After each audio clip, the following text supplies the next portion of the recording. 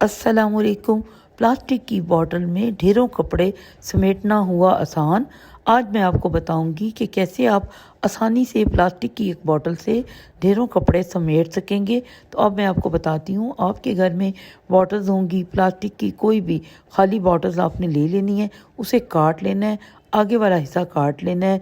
छुरी की मदद से भी काट सकते हैं और कैंची की मदद से भी काट सकते हैं। छुरी को गर्म कर लेना है, उससे आपने बॉटल को ऊपर वाले हिस्से को काट लेना है।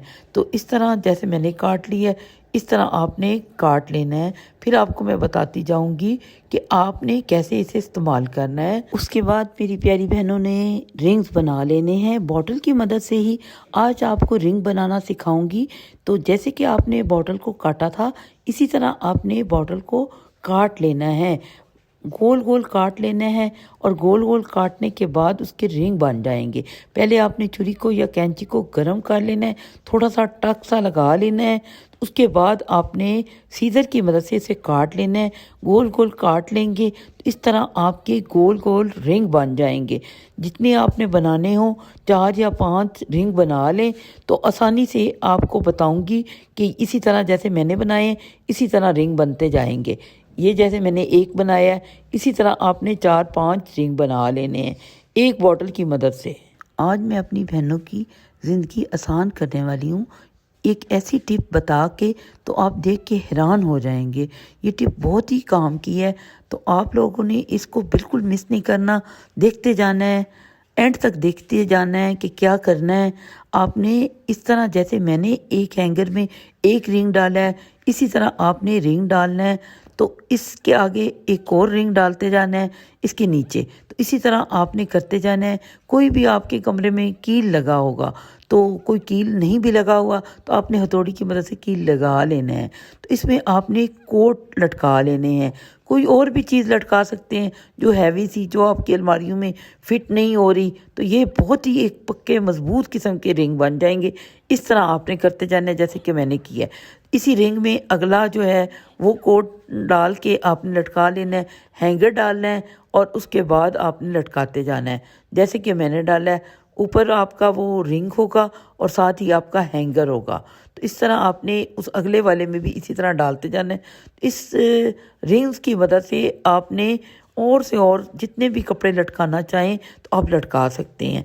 तो ये रिंग जो है बहुत ही मजबूत बने हुए हैं। तो ये रिंग जो है जितने मर्जी आप कपड़े लटका लें तो बिल्कुल भी नहीं नीचे जाएंगे, रिंग टूटेंगे नहीं, ख़राब नहीं होंगे।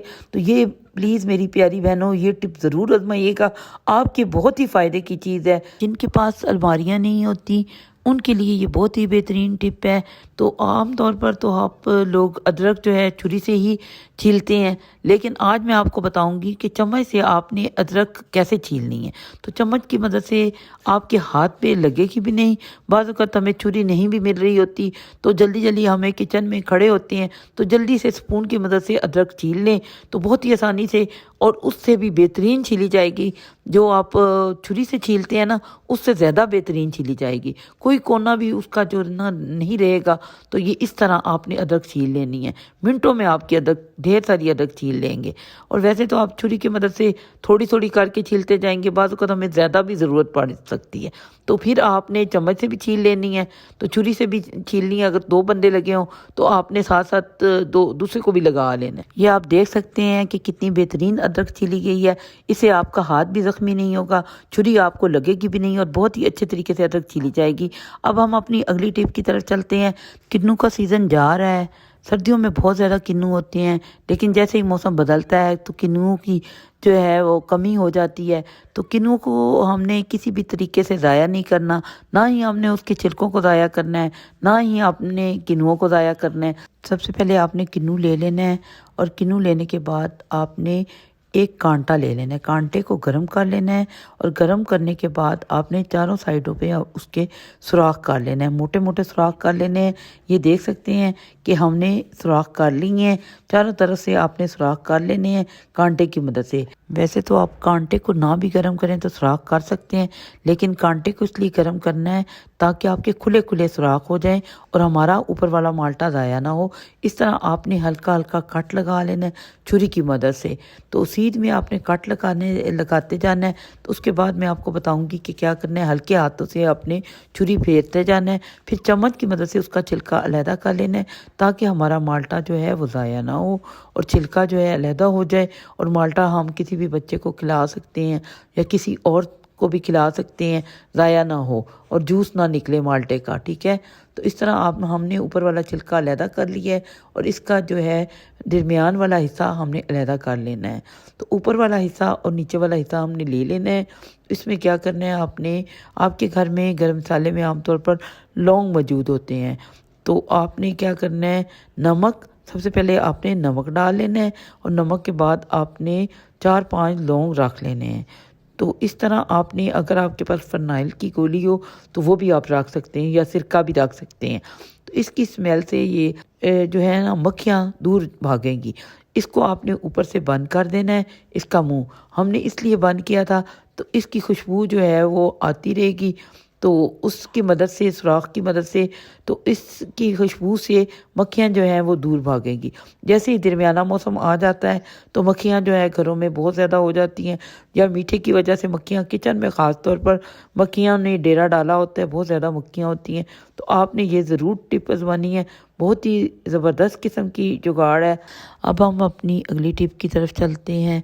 तो घर में आमतौर पर आपके घर में ऐनक होती है, मौजूद होती है, तो उसका ऊपर वाला जो ग़िलाफ़ सा होता है, खोल सा होता है, वो गुम हो जाता है, तो हमारे पास नहीं होता। तो आपके घर में जुराबें फटी पुरानी मौजूद होती हैं, तो या आपने सर्दियों की चीज़ें जल्दी जल्दी संभालनी होती हैं, जुराबों को आप फेंकने की बजाय आपने उसमें क्या करना है, ऐनक डाल लेनी है। तो ऐनक डाल लेंगे, ये इस तरह आपकी चीज़ें संभाली भी जाएंगी।